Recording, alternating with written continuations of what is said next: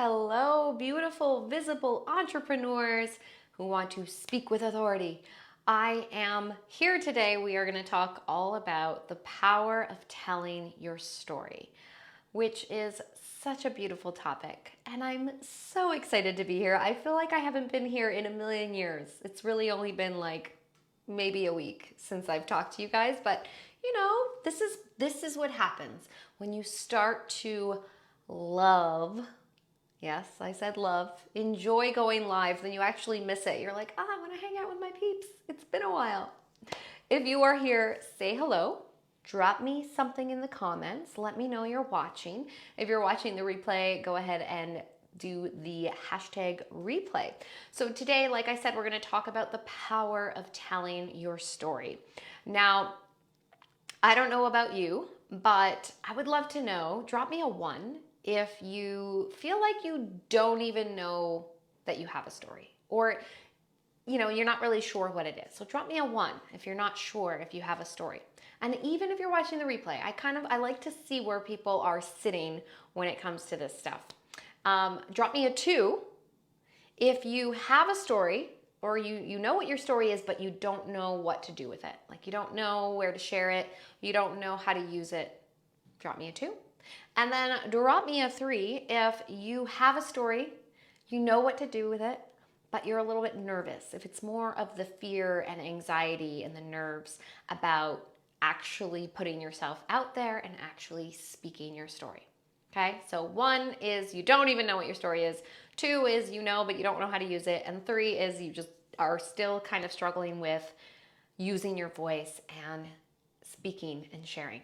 Okay, so today we're going to talk about how to embody your leadership when you tell your story, how to make a huge impact, and how to use your story to position yourself, right, as your leader that you are, because you are all entrepreneurs, so you are a leader, right? You are starting something on your own. Maybe you lead a team, maybe you lead your clients, maybe you lead a storefront, whatever it is. I know most of you are creative entrepreneurs and heart-centered entrepreneurs in here, so you are all leading from the heart. And sometimes when we lead from the heart, right, we can have a little bit of those blockages that we feel like telling our story is selfish, or we feel like telling our story doesn't really matter, right? Because we're supposed to be of service. We're here to help others. So when we talk about telling our story, we get a little bit like, I don't want to be that person. I don't want to be that person that talks about myself, or, I want to be humble and I don't want to look like I'm bragging, or I don't want to look like woe is me, right? We have all of these conceptions about what it means to tell your story. So we're going to talk a little bit about that today. If you have any questions, please drop them in the chat and we can talk. I like to see who's here, and I like to make this as interactive as possible, so I'm not just like spewing information. But I do try to, answer those questions ahead of time as they come up. Oh, Sylvia's here. So heavy, but slowly I'm coming out of hiding. Okay, I'm glad that you said that, Sylvia, because we're going to talk about the heavy stuff too, and why sharing your story is good for that. Okay, so before I begin, let me do a quick little intro for some of you who maybe have never seen one of my videos and you're like, who is this girl? Why am I here? What's happening? My name is Emanuela Hall. I am a speaking and visibility coach. I help purpose-driven entrepreneurs to speak with more authority and embody their leadership so that they can go out there and attract dream clients and make a humongous impact in the world. I am an actress by trade, a playwright, an author, a movement instructor, and a homeschooling mom of 2. That's me in a nutshell. And I love this community. I love doing these lives. So today, like I said, let's jump in. Let's jump in. Okay, so if you like today's training, if it sparks a little bit of excitement and interest, then I want you to stay till the end, because I'm going to tell you about an awesome workshop that I'm doing next week where we're going to go even deeper with this story stuff, okay? The story stuff. All right, so first let's start with why, right? You may already be like, yeah, I know stories are important, but maybe you don't. Maybe you don't. This is the number one thing I always say. Stories unite us. Stories unite us. They connect us to that universal pain, struggle, desire, fear. This is why I can watch a Star Wars. I don't know why I always use Star Wars. I'm not even a big Star Wars person, but you can watch a movie like Star Wars where maybe you've never been to space and you've never met intergalactic beings or whatever they're called, but you can watch that movie and you can feel things and you can feel seen in something that is totally outside of your reality, right? Because it's not about the events and the setting and the characters as much as it is about the message and the feeling, right? The feelings that it evokes in us. And that's why they say that the best stories are timeless. This is why there are stories brought down from generation after generation after generation. And even in different religious circles, there's those amazing stories that never lose their value because there's always something to learn from it. There's always something to feel seen from it. And this is what makes us human, right? No other creature on this planet shares stories, just human beings. So this is really a unique, beautiful piece of our humanity, of our consciousness, and we should be tapping into that as much as possible. Ancient civilizations knew this. Everything was about storytelling and passing it down. And, unfortunately, with the age of instant gratification and social media, we tend to lose the value. But even in our short little reels, I bet you the best reels, the ones that you really feel connected to, are the ones that tell a story. So, just like in your message, and just like in your entrepreneur services and the offers that you provide, you do not have to tell a story that is going to impact everybody. And you should try not to do that, in fact. Just like in your business, right? We don't serve everybody. We niche down, or we niche down, even if that makes people, oh, I don't want to niche down. Hi, Angela. Thanks for being here. So just like in your business, when you niche down and in the services that you provide and the offers that you make, you really want to be specific about who you're talking to. The same thing applies in your story, in your message. But that doesn't mean, just like in your business, that people outside of that dream audience member aren't going to take something from it. I've given this example before. When I did my play, it was called My Breast Self. It was about my struggles with breastfeeding. Now, you do not have to be a breastfeeding woman to be able to relate to that because that was just the setting. But the overall arching message of that story was the pressure that I was putting on myself. The pressure that we put on ourselves to be perfect parents, perfect women, perfect entrepreneurs. And in fact, when we put all that pressure on ourselves, we're actually like taking away from the goodness and the joy that can come from whatever it is that we're doing, right? So for me, it was just being a mother, putting all that pressure on myself to like have to breastfeed and have to do it right and then that was actually taken away from me being present with my child. So yes, it was my personal story that was about that specific event. But there were many people who came who had never experienced that, who had never had children, or maybe were not biological parents, or were men, and they still came and they maybe knew someone and it gave them a glimpse into what someone they knew was having that experience, or they related to certain aspects of it, right? Because there's lots of characters in our stories, right? Mine was a one-woman play, but I had different people. I had a scene with a friend. I had a scene with my husband. So you may resonate to a supporting character in a specific story, right? You may see yourself as them. I'm going to take a breath there and just let you marinate with that because there's a lot.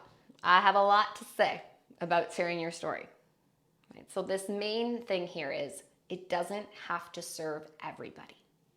So I want you to think about who is your dream audience member. Just like you think of your ideal client, when I think of my dream audience member or my dream listener, let's say, is like this. Like they're like on the edge of their seat. They're totally in it. They're like Amen. Yeah, me. Uh-huh. Yep. Like that's what I want. I want my audience member to be like feeling, oh my gosh, yes, yes, yes, yes. She's saying what I feel. Or that's exactly what I feel. And I want them to laugh and I want them to just be excited, be inspired. Now, you may want different things from your audience member. So think, what is my dream audience member or my dream listener or my dream viewer? How do I want them to feel? How do I want them to engage with me? Right? And what do I want them to do? So just some food for thought before we go into the storytelling. Let's get specific on who we're talking to and what we want from them, so that that specific story is really going to resonate with that person. It doesn't mean you might not draw in other people. It's like, I'm sure many of you who say that you work with women, and sometimes men are like, hey, can I work with you? And of course, right? Maybe not, totally your thing. But that doesn't mean you only work with moms, or it's just that that's who your message is for. And the more clear you can get on that, even with your story, the more people are going to feel seen. Okay, I hope this is making sense. Drop me a yes, or drop me a what the heck are you talking about? Well, WTF. Hi, Cassandra. Hi, Dawn. Hey, lovely ladies. So excited you're all here. Okay, so these are the 4 things that telling a story, that sharing your story can do for the storyteller. Okay, so we've already said stories unite us. They unite storyteller to listener. They unite us as humans, generationally.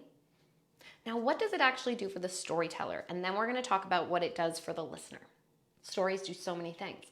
For the storyteller, now Sylvia said that hers is heavy. Telling your story, we've talked about this here before. I had Mary Diacetis on here, and we talked about sharing from a scar, not an open wound. So that's step 1. However, if you feel called to share it, that can actually assist in the healing process. If you are an artist, you understand this. I mean, an artist of any kind. Because when we create, when we express, that story that we're holding on to, we've just released it a little bit. Right? We've just expressed it out into the world, whether that's through a painting, a drawing, vocalizing, maybe just writing it in your journal or typing it up on your computer. Sorry, got a drip. Right? Because I heard an artist say this one time, that it has less power over you. And you'll notice people say, you know what, when I used to tell this story, it was really hard, but now I've told it so many times that it's not so hard anymore. We are almost like we're giving it away. We're releasing it through whatever means that is. If you're a movement person, right? Maybe you need to like express it in your dancing. Maybe you need to write poetry. When I wrote my play, I had no intention of writing a play. I actually just felt like there was so much had happened to me, so much transformation had happened to me when I had my first child, that I just one day I needed to sit down and I needed to write it all out because I didn't want to forget it.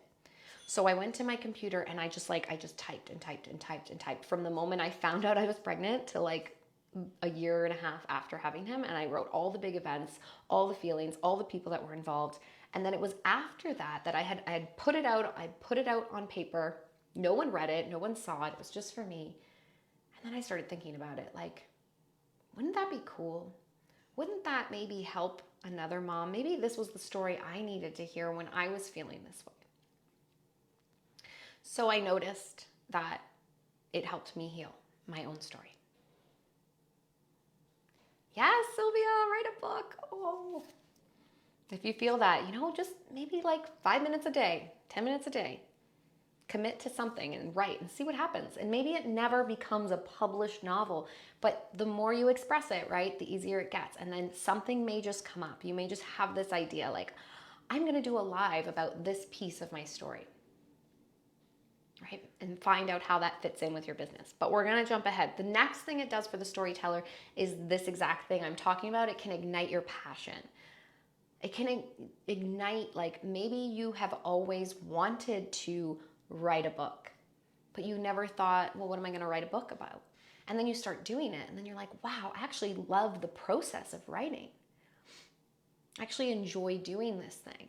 And that's for me, right? I was on the stage, I was performing again, and it brought me back to that place of creativity and expression. So sharing your story can do that. It can heal you. It can bring that passion to life again. And finally, it can connect you to the people who need to hear you. And then lastly, it positions you as a leader. Listen, if this stuff was easy, everybody would be doing it. And you may sit down and go, oh, someone's already talked about that. Oh, there's already, I used to fall into this too as an artist and creative person. I'm like, oh, well, that's already been done. Well, that's already been done. Well, it hasn't been done with your unique DNA and your unique lived experiences. That's never been done. And the way you say it with your voice might connect to someone in a totally different way. There are lots of health coaches out there. There are lots of business coaches out there. There are lots of singers and musicians. I mean, imagine if Picasso was like, well, someone else already, he did change the style of art. But let's pretend Beethoven was like, there's already a Mozart. I don't know who came first, so please don't. But do you understand what I'm saying? What if Oasis was like, there's already the Beatles. We're not going to do it. They're very similar niches. They're very different. I think you get the point. Some of the great, great stories that we love may have never come into existence if we were so busy worrying about the fact that they've already been told. And when you position yourself, when you say, you know what? I'm going to do this. I'm going to use this as an opportunity to connect with my audience, to connect with that dream audience member, that dream listener. You position yourself as a leader because they look at you and they say, if she can do it, I can do it. And this is what it does for the listener. The listener feels seen and they feel moved. Imagine, try to think of like one of the best either live plays or movies or any kind of storytelling event that you've been to where you felt super moved. Like that's powerful.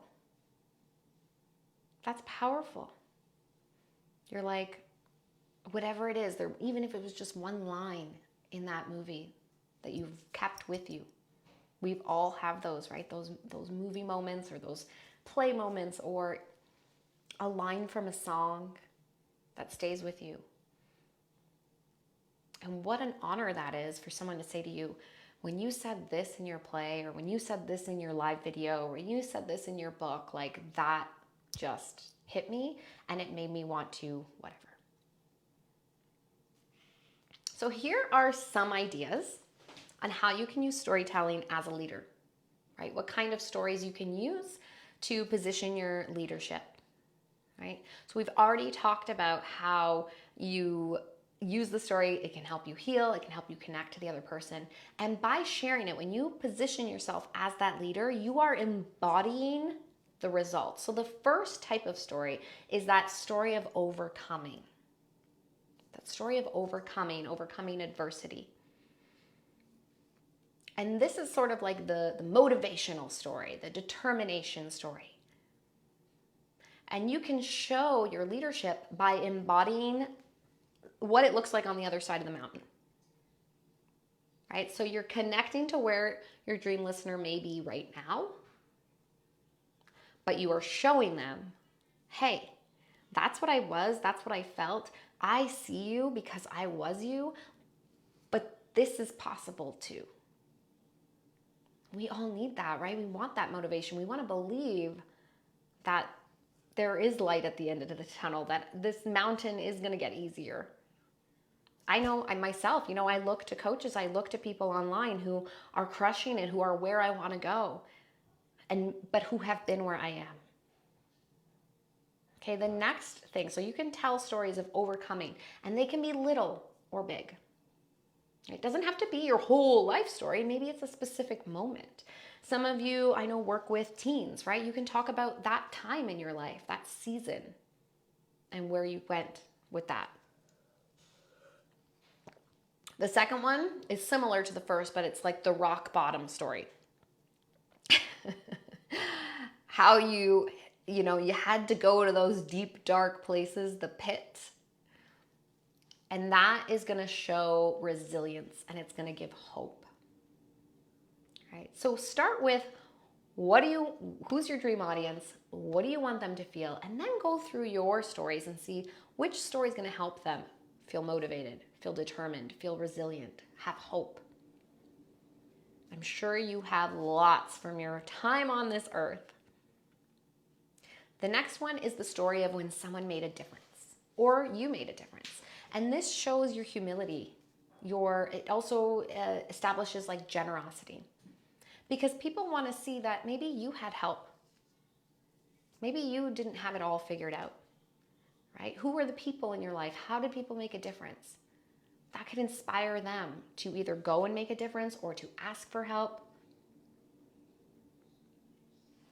And then finally, and this is really great if you lead a team of people, but I like the embarrassing stories, right? The funny ones. That really, if you can get people to laugh, it's like such a great release. So tell an embarrassing story. Show your humility, show your humanity, show your relatability. Is that a word? Relatability. Yes, I think it is. If I had a boss, when I had a boss, when my boss was not me, and you would see that boss like maybe stumble or tell something that happened to them, like they fell in the parking lot. That's really dramatic, but it kind of makes you go like, oh, they're human. They're human. And I think the problem in today too with our social media, like we all want to show up with like our makeup done and our filters on, and I'm guilty of this too. Not guilty, it's just we want to put our best self forward. And I speak about that a lot. But then sometimes when you're on the receiving end, you start to only see these perfectly polished stories and things, and we are like, oh my gosh, I'm failing so much. So allow your dream audience member to see the not perfect sides of you. Okay? This is still leadership. Leadership is vulnerability. Because remember, it goes back to if she can, I can. All right, let me just check here. Don's in the house. Cassandra said, love that saying. I think I know which one you're talking about. Okay, so those are the four kind of like ideas. If you have other ones, drop them in the chat. But we have the story of overcoming, the story of hitting rock bottom, making a difference or somebody else making a difference, and the embarrassing, funny stories, right? And a great story has a little bit of all of it, right? If you're looking for like the novel, the big picture story, the wound one, yeah, that's the overcoming those traumas, those challenges. And again, you're going there, you're talking about all of the things you experienced, you felt, and then where you are now. So if you have not received my story outline, I did post it in here a few weeks ago, so you can go through and check that. But if you want me, just put outline in the comments and I'll go and find it and I'll tag you. It's a super simple, like 5-step story outline. The last thing I want to say, first of all, pop your cues down in the comments as well. And anything that you want me to go over, if anything was unclear. Now, if you're like, yes, I've got some good ideas, I just don't know, I don't know what to do, we have an incredible workshop coming up next Thursday evening. It is Find Your Story with Your Inner Child. And this is a 2-hour workshop. You are going to be guided through some meditation, some creative expression, some visualizations, journal prompts, and at the end, you're going to have your story mapped out. You're going to get the recording of the workshop, so you can have it and you can do it again and again. You're also going to get the fun sheets to go along with it. Okay, and this workshop is $27. If you want in, just write workshop at the bottom. I will register you and it's gonna be a blast. It's gonna be a blast. So it's all about finding your story, doing some inner child work to find that story. And maybe you have several stories and you wanna kind of like get clear, get organized. It's gonna be fun. It's gonna be creative. It's gonna be all the feels. It's gonna be a little bit of woo.